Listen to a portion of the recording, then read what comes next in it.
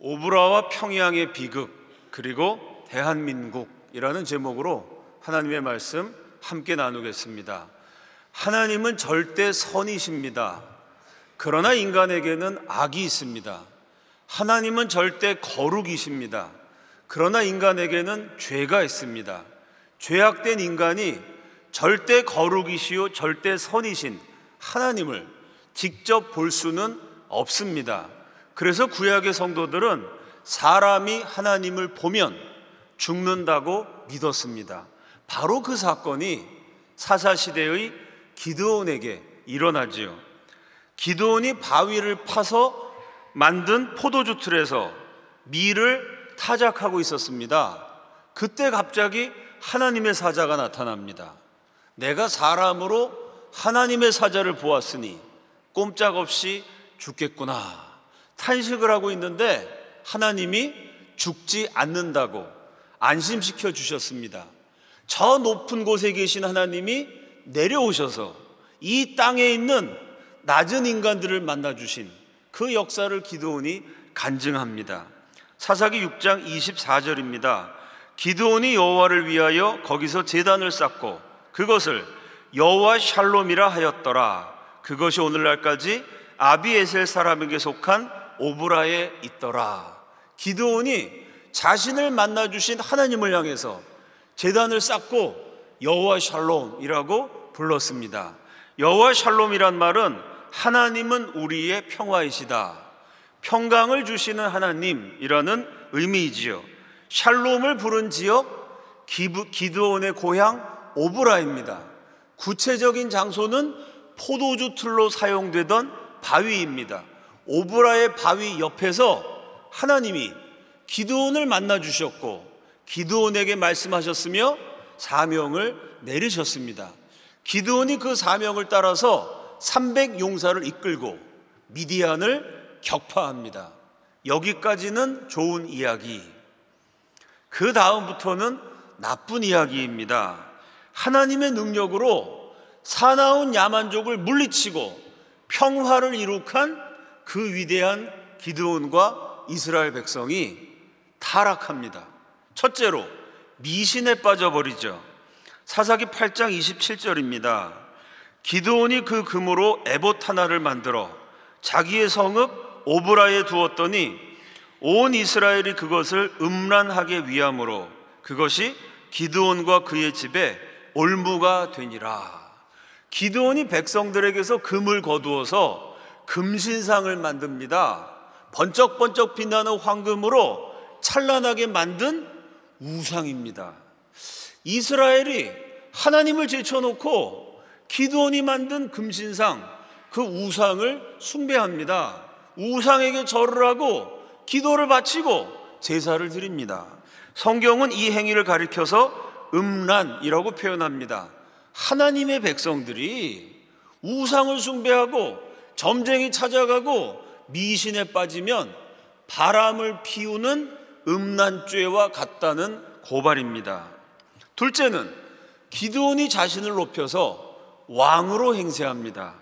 사사기 8장 23절 다 함께 읽습니다. 시작.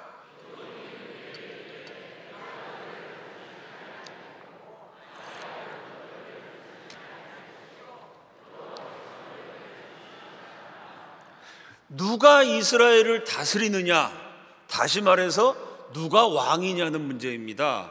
기드온이 아주 명쾌하게 정리를 했습니다. 나도 다스리지 않고 내 아들도 왕이 아니며 오직 이스라엘의 왕은 하나님, 하나님만이 다스린다. 말은 멋있게 했는데 행동은 정반대였습니다. 기드온이 미디안의 왕들을 추격할 때 숫곳과 브니엘 지역 주민들이 협력하지 않았어요.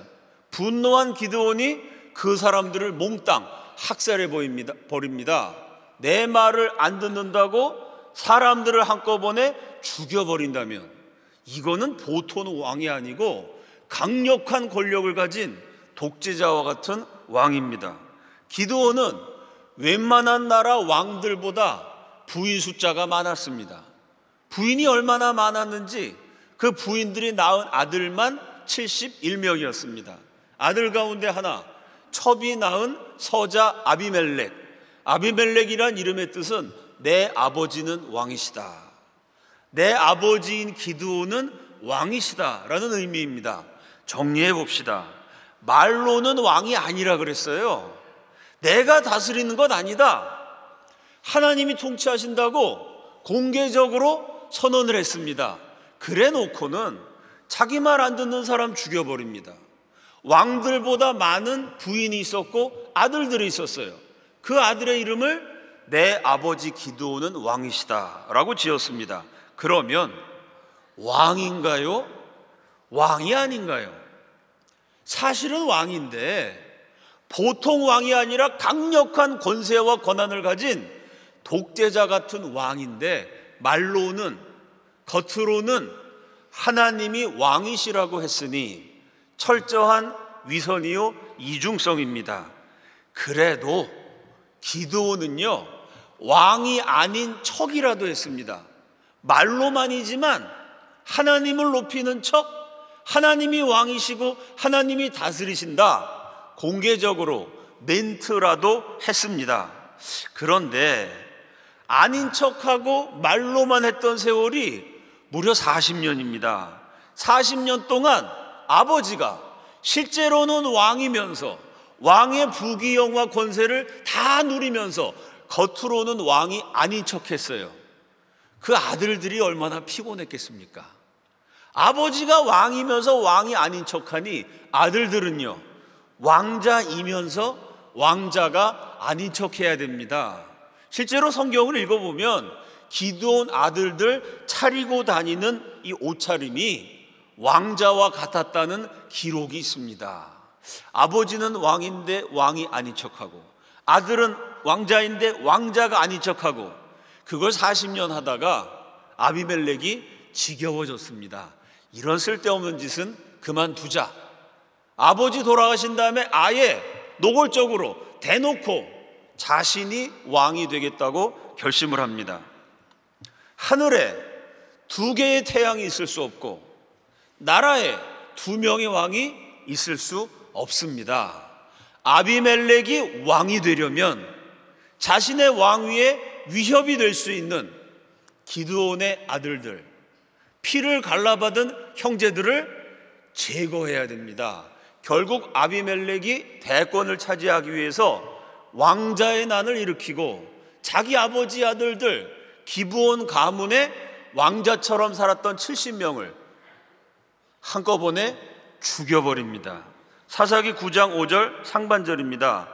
오브라에 있는 그의 아버지 집으로 가서 여룹바알의 아들 곧 자기 형제 70명을 한 바위 위에서 죽였으되, 형제가 형제를 죽이는 이 끔찍한 참극이 벌어진 장소, 성경은 오브라에 있는 한 바위라고 말합니다. 여기 한 바위라는 말은요 바로 그 바위라는 뜻입니다. 기드온의 고향이 있는 바위, 오브라에 있는 바위, 바로 그 바위라고 말하면 사람들이 모두 다 어디인지 알아듣는 바위. 그곳은 구체적으로 어디였을까요? 기드온이 여호와의 사자를 만났던 곳, 기드온이 제단을 쌓았던 곳, 기드온이 여호와 샬롬, 하나님은 우리의 평강이시라고 고백했던 포도주 틀로 사용하던 바로 그 바위입니다. 이것은 대단히 극적인 반전의 장면입니다. 하나님이 평강이시라고 고백했던 바로 그 자리에서 평강이신 하나님을 만났던 바로 그 사람, 기드온의 아들들 70명이 평화와 평강이 아니라 살인과 학살을 당했습니다. 평화의 바위가 피로 물들어 버렸어요. 하나님은 평화를 주셨지만 사람이 그 평화를 지켜내지 못했던 비극적인 역사의 한 장면입니다. 샬롬이라는 단어와 같은 뜻을 가진 도시가 예루살렘입니다. 예루살렘의 살렘, 여호와 샬롬의 살롬, 발음이 비슷하죠? 예루살렘은 평화의 마을이라는 뜻입니다. 살롬, 살렘 같은 뜻이니까요.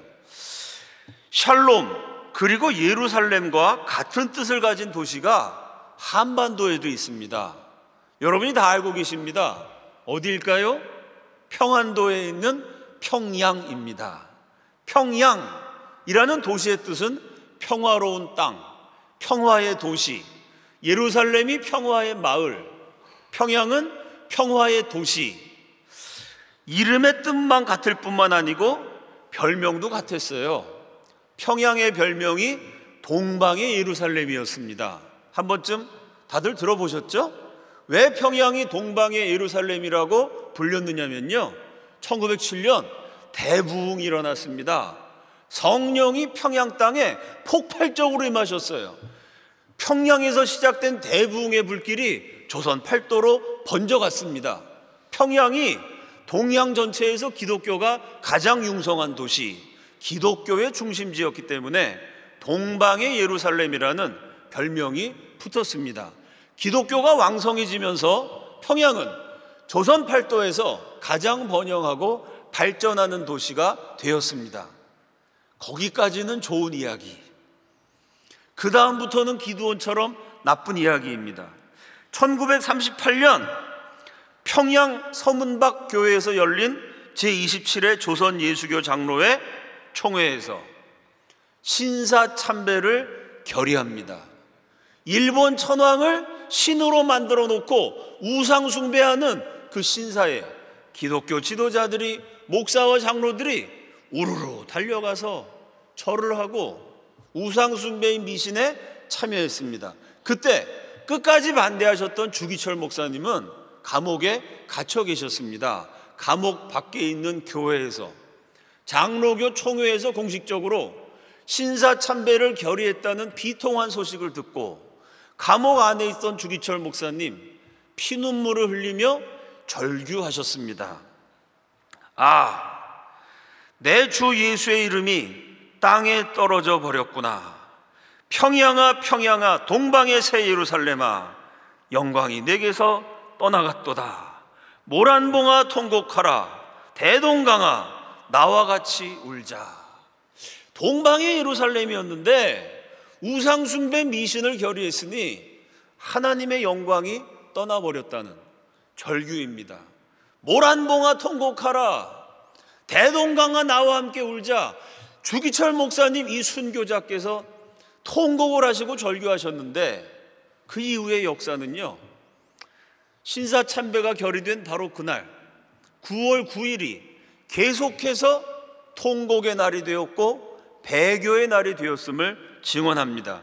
1938년 9월 9일에 평양에 있는 서문박 교회에서 신사참배를 결의했습니다. 10년이 지난 같은 날 1948년 9월 9일 역시 같은 평양에 김일성 정권이 수립되었습니다. 그리고 11년이 지난 1959년 역시 같은 날 9월 9일 평양에 있는 방송국에서 특별 방송을 했습니다. 아나운서가 떨리는 목소리로 감격적으로 선포했습니다. 드디어 우리 공화국 땅에 마지막까지 남아있었던 괴뢰 도당들의 교회가 폐쇄되었습니다.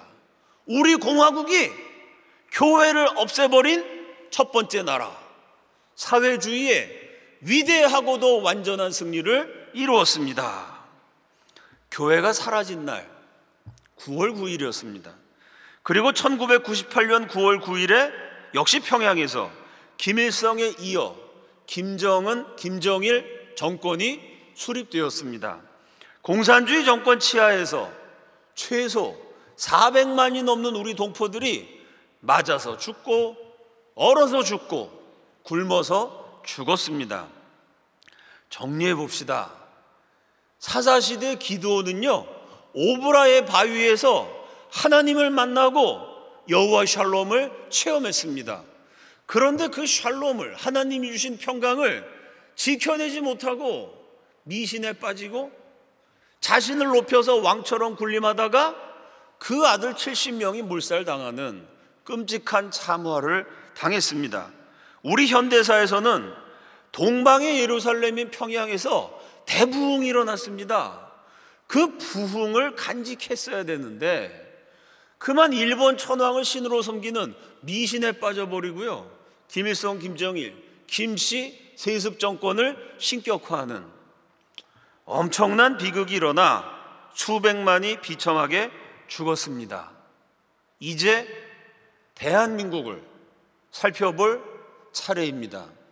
사사시대 오브라의 샬롬, 평강이 맺던 것처럼 우리나라에도 하나님이 주시는 축복스러운 선물과도 같은 평화가 임했습니다. 6.25 전쟁 이후로 이 땅에서는 전쟁이 없었습니다. 5,000년 기나긴 역사상 유례를 찾을 수 없는 장기간의 평화를 우리 전 국민이 누렸습니다. 평양과도 같은 대부흥이 대한민국에도 임했어요. 20세기 기독교 성장률 1위, 예수 믿고 구원받는 제일 중요한 축복, 제일 많이 받은 나라였습니다. 이렇게 부흥이 임하고 평강이 임하면서 대한민국은 기적의 나라가 됩니다. 한강의 기적, 민주화의 기적, 세계화의 기적이 차례로 일어났습니다. 전 세계가 부러워하고 감탄하고 찬탄을 고백했던 위대한 역사, 위대한 나라를 성취했습니다. 그런데 지금은 위태위태하게, 아슬아슬하게 비틀거리고 있습니다. 사랑하는 여러분, 우리나라는 안녕할까요? 오브라와 평양이 미신 숭배하다가 다 망가져 버렸습니다. 김용삼 기자가 비슷한 내용을 지적했습니다. 미신, 무속, 풍수도참을 한국 대선판에 끌어들여 화려하게 꽃피운 주인공은 김대중이다. 이후 이 나라 정계에 부모 뼈다귀 명당 길지에 모시기, 열풍이 불어닥쳤다. 김대중이 대통령 선거 3번 나갔다가 3번 떨어졌습니다. 4번째 기필코 대권을 차지하리라 결심을 하고 용하다고 소문이 난 풍수지리가를 찾아갔습니다. 대권을 차지할 수 있는 명당 자리를 점지해달라고 부탁을 했어요.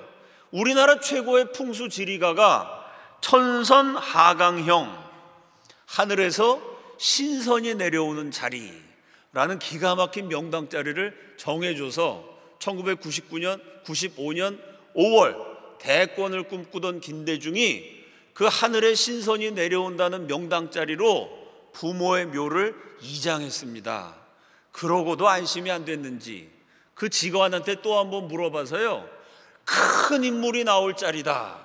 역시 기가 막힌 길지를 찾아서 33년 살았던 동교동을 떠나 이사를 했습니다.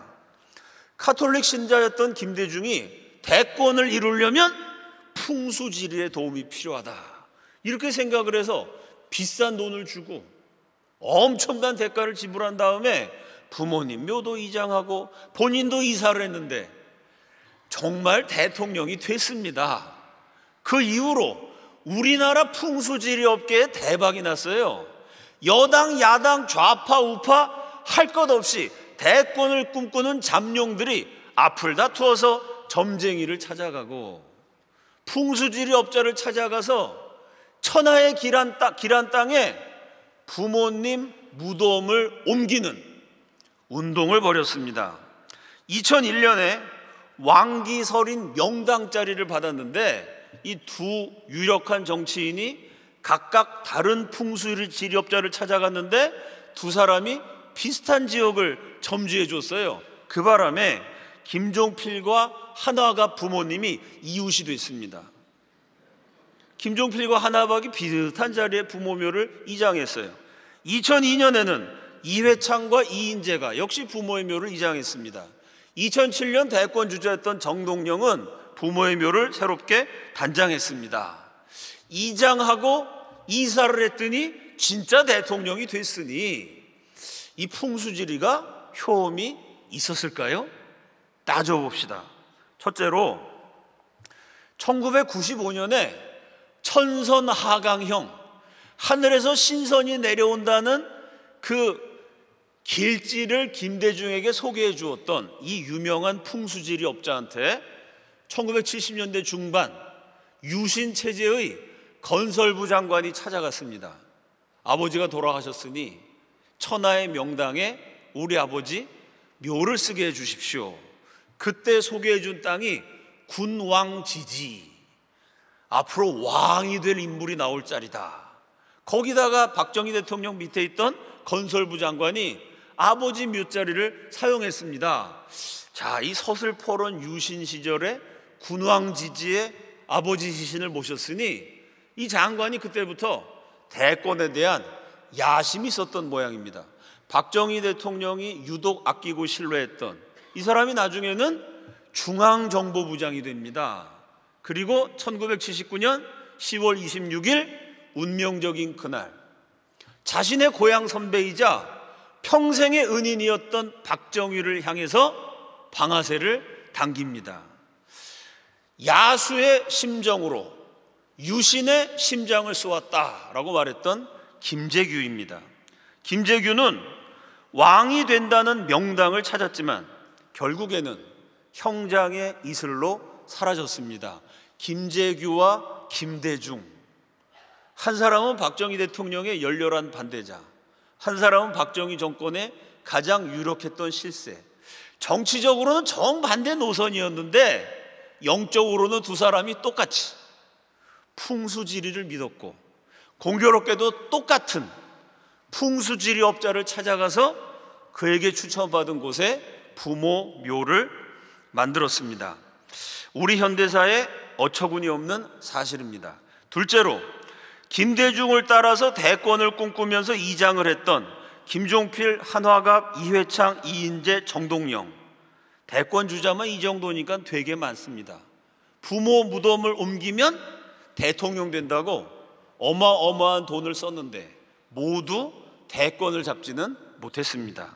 셋째로, 월간조선의 기사를 인용합니다. 김대중 전 대통령도 대통령이 되기는 했지만 재임 시절 아들들이 비리 혐의로 잇따라 구속되고 큰아들인 김홍일 전 의원은 병으로 오래 고생하는 등 집안의 우환이 끊이지 않았다.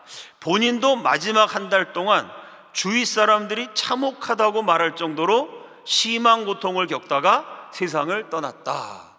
우리 인생이 잘 안 풀릴 때 부모님의 묘를 옮기면 그 다음부터 대운이 찾아와서 다 잘 될 것 같은데 막상 그 집안을 따져보니까 그렇게 잘 된 것만도 아니다. 오히려 어려운 일이 많았다라는 기사의 내용입니다. 이 기사에 이런 질문이 적혀 있습니다.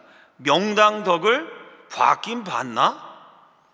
풍수지리를 신봉했던 대권 주자들 사실은 더 많은데 세상에 널리 알려진 사례만 추려도 김재규, 김대중, 김종필, 한화갑, 이회창, 이인재, 정동영, 이 사람의 경우를 종합해보면 명당의 덕을 본다는 게 얼마나 허황된 미신인지 확인할 수 있습니다. 이런 미신에 빠진 사람들 정말 많습니다. 과거 권위주의 정권 시절에는 정치인, 재벌, 저명 인사들의 일거수일투족, 사생활까지도 정보기관에서 사찰하고 파악하고 있었습니다. 그런 일을 했던 전문가들을 제가 만날 때마다 똑같은 질문을 해봤습니다. 우리나라 국회의원 선거가 열릴 때 출마한 후보자들 가운데 점쟁이를 찾아가지 않는 사람이 얼마나 있습니까? 점쟁이를 찾아간 사람이 얼마나 있습니까? 질문하면요, 너무 많기 때문에 효과적이지 않아요. 점쟁이를 찾아가지 않는 사람 얼마나 있습니까? 물어봤더니 그 정치인들 다 사찰하고 그 사람들의 사생활까지 파악하고 있었던 이 숙련된 정보 요원들의 대답 두 가지입니다. 하나는 없습니다. 하나는 거의 없습니다. 여당이나 야당이나 좌파나 우파나 선거철에 점쟁이 찾아가지 않는 정치인, 정보 요원의 말에 의하면 없거나 거의 없습니다. 우리나라 재벌들이 사옥을 짓고 사택을 짓고 큰 공사를 벌일 때마다 어김없이 풍수지리가 나오고 천하의 명당 길지가 나오고 돼지머리가 나오고 점쟁이가 나오고 고사를 지냅니다. 기독교인들도 예외가 아닙니다. 인터넷에 용하다는 점쟁이가 광고를 띄웠어요. 거기 뭐라고 적혀 있냐면 목사, 장로, 기독교인 특별 환영. 점쟁이를 먹여 살리는 기독교가 됐습니다. 어느 목사님이 이 설날을 맞이해서 이런 제목의 유튜브를 올리셨습니다. 새해 남산의 용한 점집 찾기로 예약한 기독교인들은 보세요. 기독교인들이 이 정도 수준이면 나라가 제대로 될 수가 없습니다. 기독교로 세운 나라에 미신이 판을 치고 있는 현실입니다. 애국운동을 열심히 하는 목사님들 만나보면 참 훌륭하신데 가끔 대화하기가 힘들 때가 있습니다. 왜냐하면 하시는 말씀이 기승전 자기자랑. 제 고향 강원도 춘천 출신의 목사님을 뵀습니다. 처음 만난 자리에서 처음 하신 말씀, 강원도 춘천이 낳은 3대 인물이 있대요. 누군가 하면 우파의 맹장이었던 김진태 강원도지사, 아시아인으로는 최초로 영국 프로축구 득점왕을 차지한 손흥민이 춘천 출신이거든요. 세 번째가 본인이랍니다. 나도 춘천 사람인데 처음 알았어요. 이분이 3대 인물이신지. 본인이 스스로 내가 춘천이 낳은 3대 인물이다 라고 선포하시면서 활짝 웃으시는데 그 표정이 얼마나 만족스럽고 행복하시고 기쁘신지 지금도 눈에 선합니다. 인간적으로는 참 자랑스럽겠지만 성경적으로는 지지리도 복이 없는 분입니다. 어떤 사람이 복이 있는 사람입니까? 성경이 분명히 말했죠? 심령이 가난한 자는 복이 있나니. 마음이 가난해야 복이 있대요. 그 가난하다는 단어는 거지 같다는 말입니다. 내가 나를 보니까, 조금 심하게 말하면 내가 내 꼬라지를 보니까 한심스럽고 마음에 안 들고 기분이 거지 같습니다. 나라는 인간을 가만히 보니까 기분이 거지 같아져가지고, 야, 나 같은 인간이 제대로 살려면 하나님이 은혜를 안 주시면 불가능하구나. 거지가 사람들이 도와줘야 먹고 살 수 있는 것처럼 그 거지 같은 절박한 심정으로 하나님께 매달릴 때 바로 그 사람이 복이 있다고 성경이 선언합니다. 정반대로 내가 너무 좋고 내가 잘났고 내가 너무 대단하고 내가 너무 만족스럽다면요, 미안한 얘기지만 성경적으로는 하나님 앞에서는 복이 지지리도 없는 인생입니다. 자기 만족, 자기 자랑, 자기 이익이 너무 좋아서 자기 자신에게 그냥 빠져버려서 하나님이 주신 복을 발로 차버린 그런 목회자와 성도들이 너무 많습니다. 내가 중심이고 오직 나만 위해서라면 다른 것들은 다 희생해 버릴 수 있는 자아숭배, 자기숭배야말로 우리 시대의 대표적인 우상입니다. 이스라엘의 오브라와 북한의 평양이요, 미신에 빠지고 사람 숭배하다가 그만 피로 얼룩져 버렸습니다. 대한민국도 비슷한 경로를 걸어가고 있어요. 미신에 빠지고 자기 숭배, 자기 만족, 자기 이익에 탐닉하고 있습니다. 그러면 과연 대한민국은 어떻게 될까요? 성경을 보니까 오브라의 바위에서 학살극이 일어났습니다. 그게 그냥 옛날에 기록된 역사적 내용만이 아니고요, 우리 한국 역사를 봤더니 똑같이 평양 땅에서 비슷한 길을 걷다가 끔찍한 일들이 일어났습니다. 그러면 대한민국도 기드온 가문처럼 몰락하고 평양처럼 비참해질까요? 미래는 아무도 모르는 거지만 제 개인적인 소견으로는 그래도 아직은 희망이 남아있다고 생각합니다. 희망의 근거는 첫째로 탄핵 사태를 맞이해서 전국의 그리스도인들이 깨어나고 있습니다. 과거에 애국운동 하셨던 지도부들을 보면 정말 별의별 사람들이 다 있습니다. 애국을 내세워서 거짓말 치는 사기꾼들도 있고요, 애국파리하는 장사꾼들도 있었습니다. 그런데 이번 탄핵 사태, 나라를 위해서 싸우는 애국운동의 지도부를 가만히 보면 양심적인 분들이 많고 예수 잘 믿는 기독교인들이 앞장서고 있습니다. 평소에 말씀 열심히 연구하고 기도도 열심히 하고 목회도 참 잘하셨던 그런 목사님들이 주동이 돼서 더 이상 교회가 가만히 있을 수 없다 이러면서 앞장서셔가지고 이 기도하는 분들, 신뢰할 만한 분들, 이런 분들이 지도부를 구성해서 지금 싸우고 있습니다. 토요일날 우리 교인들도 많이 가셨을 텐데요, 그냥 정치 집회하는 것이 아니라 다 같이 전심으로 기도하고 예배하고 찬양하고, 거기 예배하고 찬양하는 사람들 얼굴 하나하나 이렇게 보면 정말 그 표정이 간절해요. 하나님 앞에 간절한 마음으로 우리나라 한번 살려달라고 기도하는 심정으로 추운 날인데도 전국의 기독교인들이 모여서 그렇게 열심히 나라를 위해서 애국운동 참여하고 있습니다. 이렇게 신뢰할 만한 지도부가 있고 또 전국의 기독교인들이 깨어서 하나님 앞에 열심히 기도하면서 하나님, 우리가 그동안 잘못했으니까 한번 은혜를 베풀어 주십시오, 결사적으로 매달리면 그동안 우리 국민들이 미신에 빠지고 참 주체사상 종북주의자들한테 이용당하고 우리가 그동안 잘못한 게 참 많지만 그래도 하나님께 이렇게 매달리면 은혜와 자비가 풍성하신 긍휼의 하나님이 한 번 더 불쌍히 여겨주셔서 나라가 회복되는 기회를 주시지 않을까 조심스럽게 기대를 해봅니다. 둘째로, 희망의 근거는 대통령이 변화될 가능성입니다. 지난 1월 7일에 평양 대붕을 기념하는 어게인 1907 집회가 있었습니다. 제가 강사로 가서 설교하면서 우리나라 지도자들이 얼마나 이단과 미신과 이 하나님이 기뻐하시지 않는 잘못된 것에 빠져 있는지를 사람들에게 이야기했습니다. 그리고 이 국가적 위기를 맞이해서 대통령이 이 기회에 회개하고 예수 믿고 성령 받고 하나님 믿게 해달라고 우리가 다 같이 기도하자고 제안을 했습니다. 그 어게인 1907 집회에 참석한 탈북민들과 성도들이 대통령이 예수 믿게 해달라고 다 같이 간절한 마음으로 열심히 기도했습니다. 그 집회 마치고 지금 한 2주일쯤 지났어요.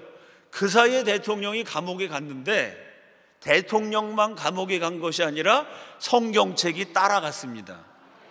지금 많은 언론에서 보도하고 있는 것처럼 그것도 무슨 누가 강제로 넣어준 게 아니고 대통령이 성경책 좀 넣어달라고 부탁을 해서 성경책이 들어갔습니다. 열심히 읽고 있다는 보도가 나오고 있습니다. 지금 뭐 여러 가지 위기고 누가 잘했냐 못했냐 따지자면 할 말이 많지만 어쨌든 간에 잘했건 못했건 누가 됐든지 간에 지도자가 예수 믿어야 되지 않겠습니까? 윤석열 대통령이 읽는 성경 말씀을 통해서 성령이 역사하시도록 기도해야 할 줄로 믿습니다. 윤석열 대통령이 될 때는 기독교인이 아니었는데 감옥 가서 성경을 읽다가 회개하고 예수 믿고 뒤집어져서 대통령 임기 중에 기독교로 개종한 첫 번째 지도자가 되도록 우리가 다 같이 기도해야 할 줄로 믿습니다. 지금 우리나라 형편이 누가 지도자가 되어도 참 헤어나기 어려울 만큼 위기입니다. 그동안 종북 좌파 세력들이, 친중주의자 동성애 세력들이요, 속속들이 골병이 들도록 나라를 망쳐놨습니다. 지도자들과 국민들이 다 같이 하나님께 매달려서 결사적으로 부르짖어서 특별한 은혜를 받아야만 겨우겨우 헤쳐나갈 수 있는 그런 상황입니다. 이런 시국에 지도자들이 무당이나 점쟁이 말이나 듣고 있으면 그거는 망하는 것밖에는 길이 없습니다. 그래서 우리 그리스도인들의 사명이 제일 크고 제일 중요한 줄로 믿습니다. 우리 그리스도인들이 열심히 기도하고 말씀대로 실천하고 동시에 전도해야 됩니다. 지금 기독교인들은 자꾸 줄어들어요. 점쟁이한테 찾아가고 미신 믿는 사람, 이단에 빠지는 사람들은 점점 늘어납니다. 사랑하는 여러분, 대한민국의 전세가, 영적인 전세가 역전되어야 할 줄로 믿습니다. 예수 믿는 사람은 점점 늘어나고 이단, 점쟁이, 미신에 빠진 사람들은 점점 줄어들어야 됩니다.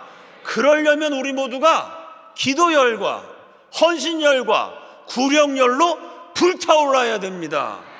우리 금난의 성도들이 기도열이 뜨거워져서 하나님 모르는 사람 가슴에 품고 기도하는 거예요. 점쟁이 찾아가는 발걸음이 교회당으로 옮겨지도록 간절하게 하나님께 기도하는 겁니다. 우리 금난의 성도들만이라도 나라 살리는 심정으로 헌신열로 타올라야 됩니다.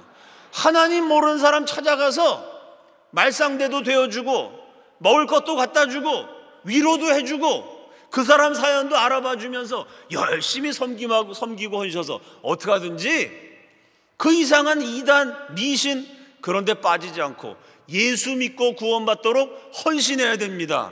한 영혼이 천하보다 귀합니다. 우리 금난교회가 구령열에 불타서요, 우리 국민들 열심히 전도해서 예수 믿는 백성들이 점점 늘어나고 점쟁이, 미신, 나라 망치는 그 잘못된 생각에 빠진 사람들은 점점 줄어들면, 아직은 지도자들은 정신 못 차려서 나라가 엉망이지만 구령열과 기도열과 헌신열로 불타는 하나님의 백성들을 보시고 하나님이 은혜를 주시도록 저와 여러분이 각성하고 헌신해야 할 줄로 믿습니다.